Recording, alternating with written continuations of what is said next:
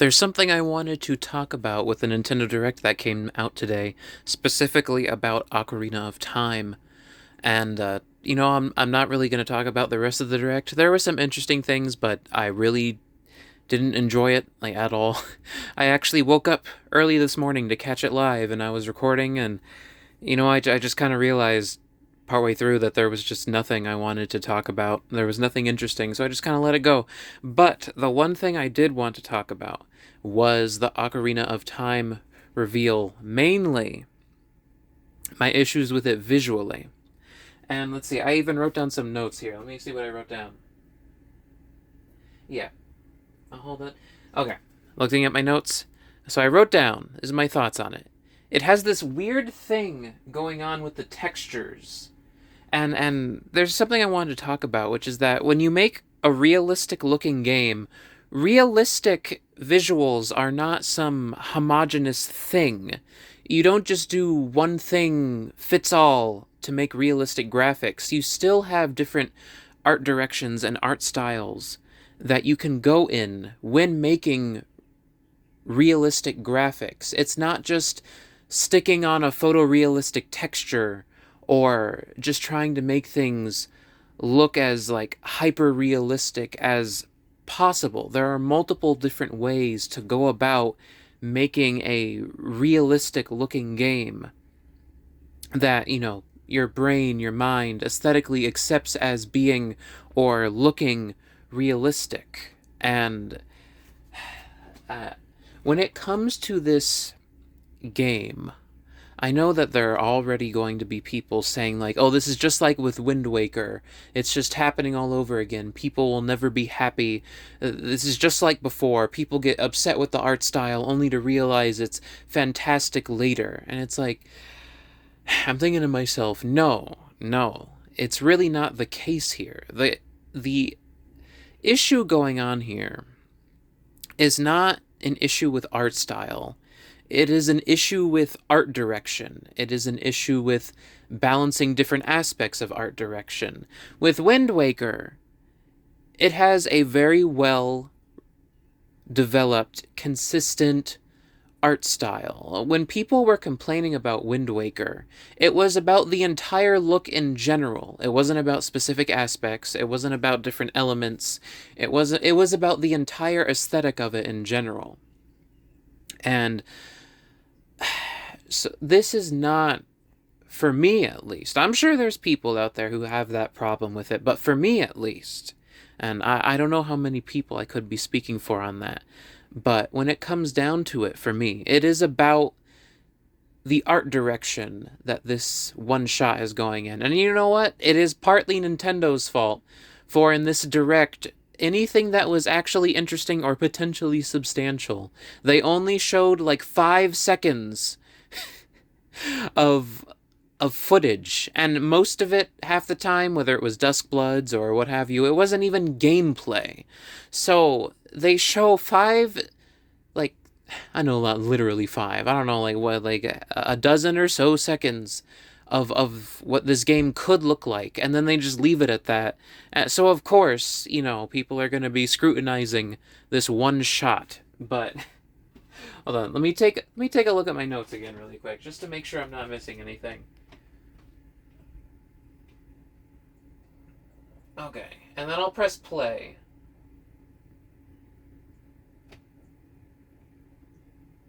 Okay, so whatever else I have to talk about, it is going to require me to press play. So I'm pressing play now.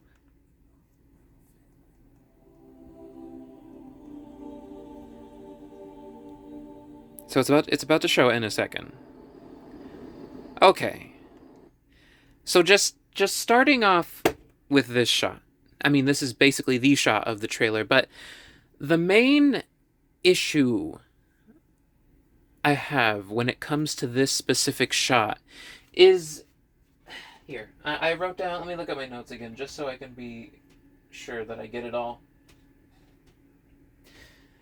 The textures are a weird mishmash of looking over realized in some spots, overly flat in others, and just like undercooked and underdone in specific areas. So, like, the skin is like weird, kind of flat. It's not weird, but it's like flat and like doughy texture. It doesn't quite like reflect off of the environment. It doesn't. It looks like underdone, undercooked. And then you have the hair, which is like overly realized, super shiny. Like it's got individual strands. It's got like the bangs. It's got the cuts. It's incredibly realized, more so than like the skin texture, which is like flat, dull. It's not reflecting very much. It's like it. And then you have the hair kind of dropped on top of, so it's creating this odd mix of like really flat lighting on it, on the skin tone. And then you have this really realized hair dropped on top of the body. And it's like the hair is not.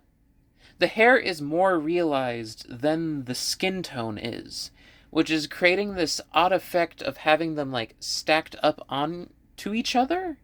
And yeah, skin is not the same texture as hair, but the problem is that the skin that they do have is not as realized as like everything else going on. So like the texture of the clothing he's wearing is a lot more realized as like leather material. But even then, parts of it are like a bit flat. And you know, the main thing, and like even like this rock texture here, and like these leaves, they're, again, oddly under-realized, and then other elements are just these overly done hyper-realistic textures, and part of the problem that creates is that they're really flat textures, too. So they don't catch the lighting quite right. It's like there's all these unbalanced elements that are catching the light, not catching the light. And you know, the main issue, when I look at it, the main issue for me really is this texture. It's this texture here that they keep using throughout this scene. This like woven wicker-like texture is that, one is that it's really, really flat. Especially not in terms of like lighting, but in terms of, you can just see that it is just a texture kind of dropped on top of the clothing. But also it's this incredibly super duper realized texture. It's like they just took a photo. Same here too. It's like there's just a photo that's been taken and dropped on top. So it looks really like flat and fake. But then you have this like more realistic hay that is under the bed, but then this really flat, doughy tree branch kind of texture. But then the leaves are a little more realized, but not quite. And then again, you have the skin tone, the skin, which is like flat and doughy, set up against this hyper-realized hair, and this hyper-detailed texture of this wicker kind of woven, this woven texture that they have going on. Again, contrasted with the leather, but it's like two different styles going on. It's like there's so many elements that aren't realized enough, and then all of the wrong elements are over realized. So you have the contrast of this super duper realized hay, the super duper realized hair, and this super duper realized, not even a model, it's just a texture, a really flat texture at that. So it looks awkward. So this looks awkward because it's just a really flat texture. You can clearly see like blur on it. Even like the parts with shadow just look like it's just colored in. It's not actually fabric or anything. But then the really realized hair with the individual strands in the model, and then like these glowy bits that look more like properly realized, and then you have like the leather, which is a little more stylized, but it has the shine. Like this leather here kind of feels like the template that should be used for how to go about realizing the rest of the environment, but instead it's like a mishmash of different levels of detail that don't quite fit right. And one of the biggest things, another thing that's really doing it, I would say, is how the hair is kind of like way more naturalistic. You got these strands, you got the highlights, you got, the reflections, you got shadows on it, and it's like detailed down to the minute details. Same with like this dried grass here. But then like the hands and the legs and the feet are like much more clearly, they have that low poly kind of cubicness to them. So now there are parts of the model that are specifically more detailed to the point of being distracting than other parts of the model here. And I'll press play because they zoom in on it. Specifically, like right here. Like, look at this surrounding texture and then placed up against the body with like the more cubic, low poly fingers, and the skin tone being more like, again, doughy.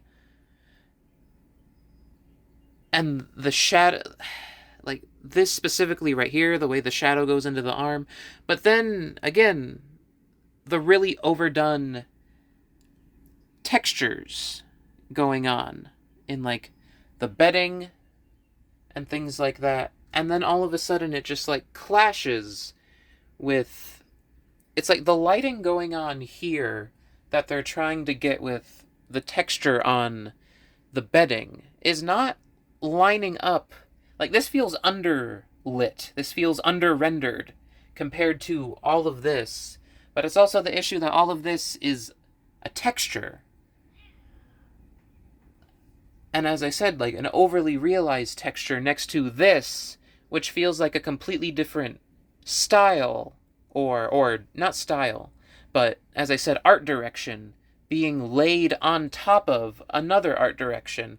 And then on top of that, again, you have this overly realized hair in comparison to everything else that is going on, like specifically the face. The face is still so stylized, and again, the skin tone isn't matching up with the hair or this texture they've got going on, and the lighting is, again, like flat, kind of dough-like, Play-Doh. It's like baked clay. And the shadows, too, they're not... The shadows just aren't realized enough, and how flat the texture looks here along the arm as well. And like the more skirt part of his clothing. It's like it doesn't get dark enough or light enough. There's not enough reflection in the skin to justify what is going on with the hair and this texture here.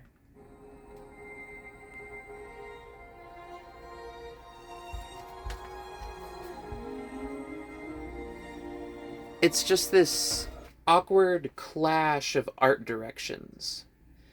And so here, I'm going to look up a thing. In fact, I'm going to set the phone down while I look this up.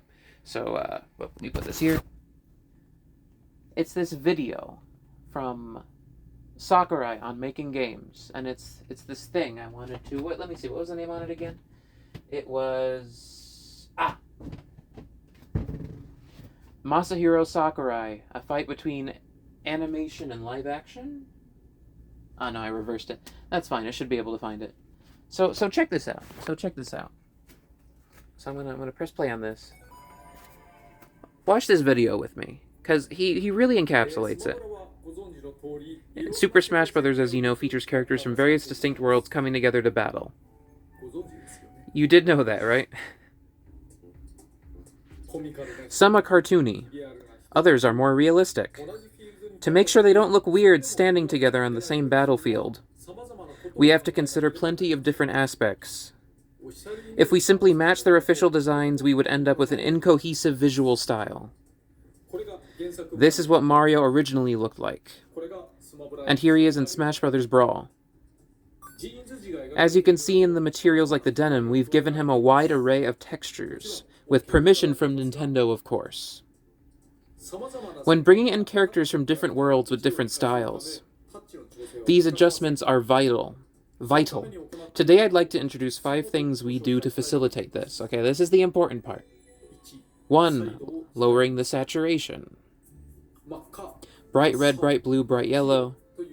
Many characters originally featured these big bold colors, but we depict them as slightly paler and more easily affected by light sources. In games, bright red will always look roughly the same no matter what lighting it's under. That can often clash with characters who use more subdued palettes. Make textures similarly detailed. Cartoony characters normally receive single color fills. Realistic characters get rich, detailed colors. To bridge that gap, we add in more detail to the cartoony characters, while easing up on textures for the realistic ones. Tweak body proportions. Yeah. Since body styles can vary greatly between different characters, some matchups might look ridiculous, so we make slight tweaks to their original proportions to make them feel more consistent. Let's compare Bayonetta's Smash Bros. Appearance to the original. That's a pretty big difference, yeah. It looks strange side by side. And that's something that's especially going on with Link's proportions. Even with, like, turning the camera to a different angle to look at Link's body in, like, the Ocarina trailer to see if it's more proportional, his head, at least from this angle, is still way too big. Yeah, make refinements as needed. Take Olimar's suit, for example. It's very different from the original look.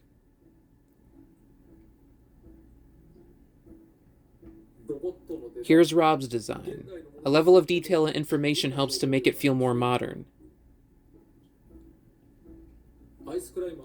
Next, Ice Climber's design. There are spikes on the bottoms of their boots and what appears to be snow.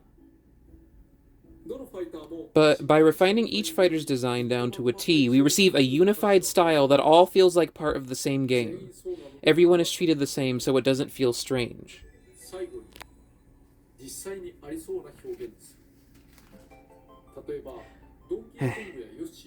Take Donkey Kong or Yoshi's eyes, for example. In their original games, only their pupils would shut, like in a comic book.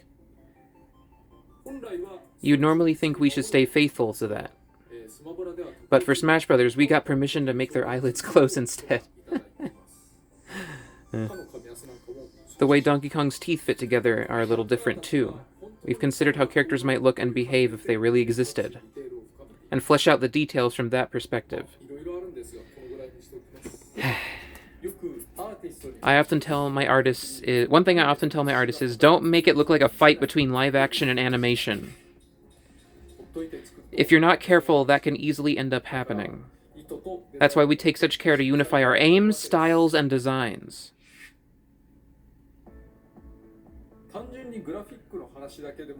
There's plenty more to say about this in regards to graphics. There sure is, but the same thing applies to animation, effects, and audio as well. And not just that, but like singular character designs as well. Just Link's design. And you know, even say what you want visually about the new Star Fox. I know I have plenty I think about that. Some of it not so great, but the textures are at least consistent, and everything. The main thing for me when it comes to Star Fox is just the character designs and the general, again, art style. And aspects of the art direction that don't have to do with necessarily eye shapes or, well, actually, yeah.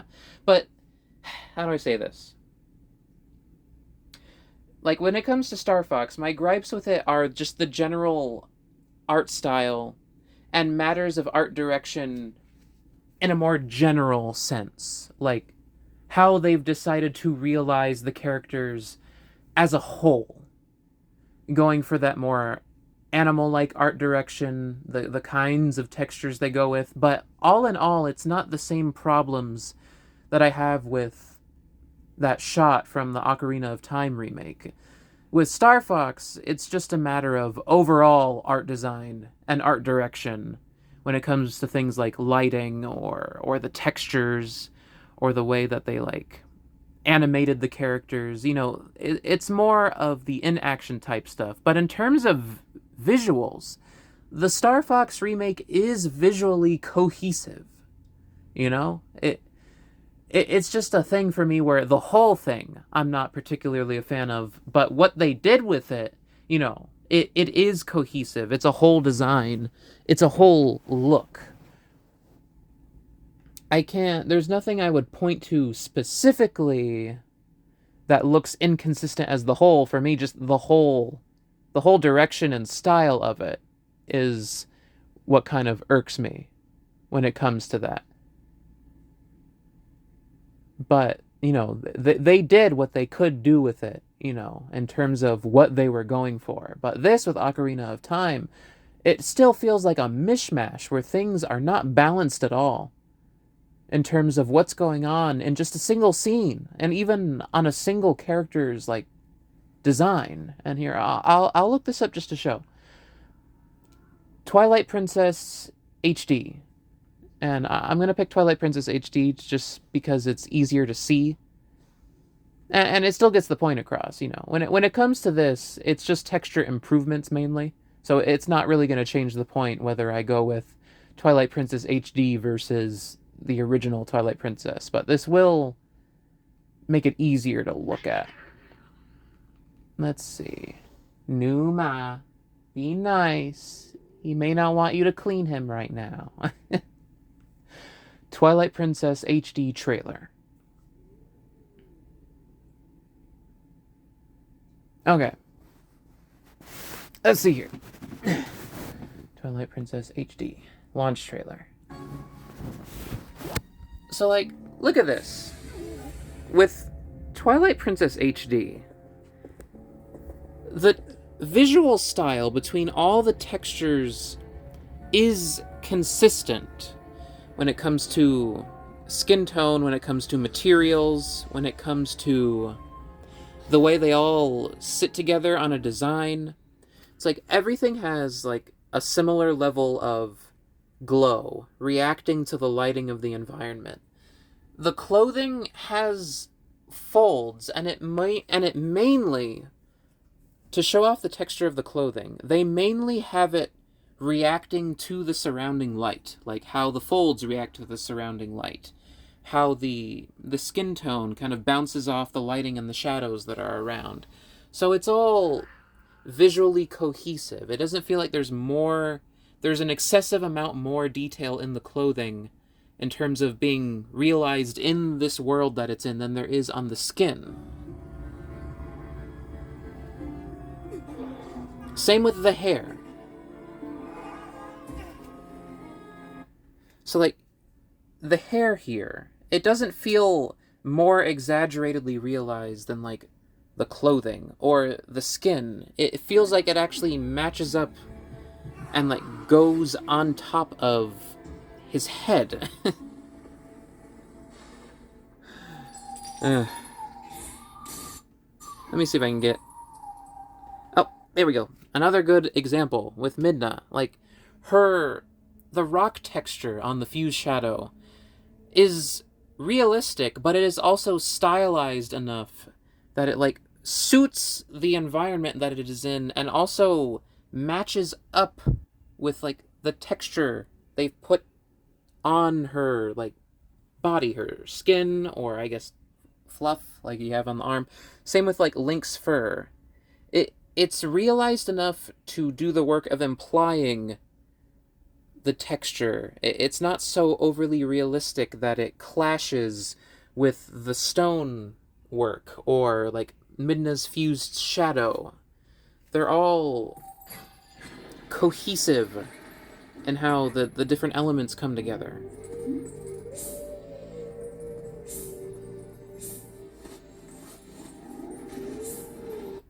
And same, like, especially with Wind Waker. Like, but you probably already know that with Wind Waker. But yeah, like, it all matches up.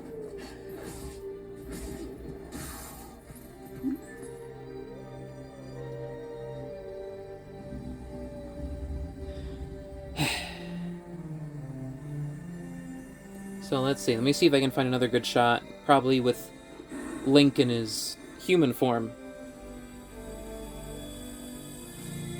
You can see his... I need a close-up. There we go, more of a close-up. Like, look at this. Look at this. Everything feels like it's being interacted with in the same way by the lighting. When it comes to the lighting, there's an emphasis on focusing on, like, the folds and how that interacts with the texture. There's not more shadow in one place or highlights or, you know, subsurface scattering or what have you than in other spots. It all feels cohesive. You know, his hair is styled not with just like strands everywhere. They rely on the texture work to put in a lot of the detail, but they also make sure that his hair is grouped up enough that it doesn't feel like it's a completely different art direction on top of like the rest of the clothing. You know, his undershirt and his chainmail there, his chainmail isn't like super duper realized metallic texture that is suddenly way more shiny and like than everything else is. There's a certain smoothness to the metal bits that lines up with it lines up visually with the softer lighting you see in like the undershirt, the clothing, the green on him. But it still feels metallic, but it's not trying to push being so photorealistically metallic that it's distracting from the rest of it visually. There's still an cohesive art direction going on. It still all fits together. And it's based on like what they're choosing to emphasize. And I think one thing they did that's really smart is they're choosing to emphasize not so much how realistic each clothing part is to the real life equivalent of that texture. They're instead choosing to focus on how the light interacts with how flexible or pliable that material would be in real life. So like his pant texture, they're not trying to go all in on like making it look like khaki or pant material. Instead, they convey the material by showing how it bunches up around the legs, how it highlights the folds that go around it. These soft shadows too that like go over everything. With the boot material, you know, one of the ways that they're conveying the detail on it and giving it that leather feeling without having to jump super duper far. Now there is some lighting difference that is doing work here. Like they are lighting it a little more like leather, but they're also mainly showing what kind of, same with the gloves. They're doing it heavily through texture work, one, and two is they're showing how taut the material is. There's not as much folds. They're showing how the lighting interacts with each material's texture more than trying to get a super duper hyper realistic texture out of it, which still makes it like feel believable. But then they also go through the work of allowing the texture work to carry a lot of the weight of it, but making sure that every texture, when there is more realized texture work and it's not just showing the folds or creases, they make sure that it is evenly lit with the way that the light interacts with the rest of the setting. And they're also making sure that it is not so overly detailed that it clashes with everything else. Like this is a reasonable amount of more detail than like the pant or, you know, like what's going on with the boots. Like these parts right here being a little more realized texture-wise than like these parts, it draws due attention to the arms, but it is for design purposes of drawing your attention to those parts. And they're also using like color and things like that. Like there's a very specific design reason that feels intentional, mixed with all the other aspects like matching the lighting, not having it be so overly detailed. And a big thing is it matching the lighting. You know. So when they do textures like this, again, it's more about how it's less about trying to make it look super leathery and more about how the light interacts with the folds or the creases, the bumps of the realistic texture and translating that in a more stylized way into the game without just having overly realized leather texture when everything else looks a lot more smoother.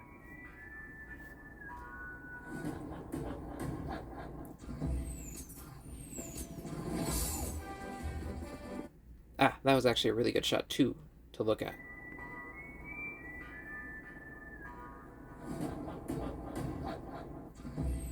Here, I'm gonna try and pause it right at the right time. Ah, yeah, pretty much just. Yeah, come on, I can catch you. I can catch you. Oh.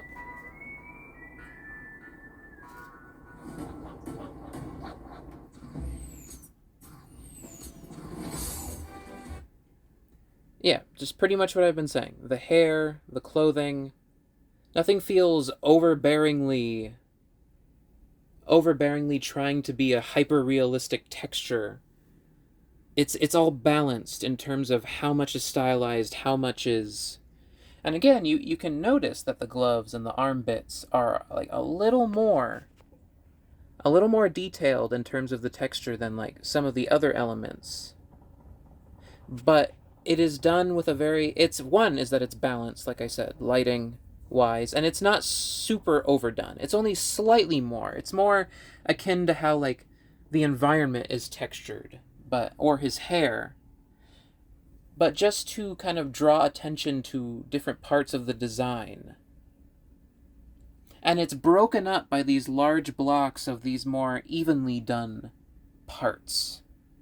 It's not like spanning large parts. And the thing is that they also detail specific parts of the clothing appropriately to balance it out more. So like the sleeves of the shirt. So there's like a gradient going on of detail. And also it balances with the model itself, the level of detail that the model has. And there's like a gradient of it going from, and then you have the more detailed texture part of the sleeve, and then it leads into the more open, kind of flat, softly done parts of the clothing.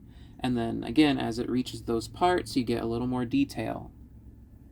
So there's like a transitional point between the detailed spots and the parts that are more stylized. But yeah, that's pretty much just what I wanted to talk about. That's basically it. So yeah, that's my ramble on that, and I'm gonna go ahead and stop here and edit this and upload it. But yeah, that's what I wanted to say on that. Bye.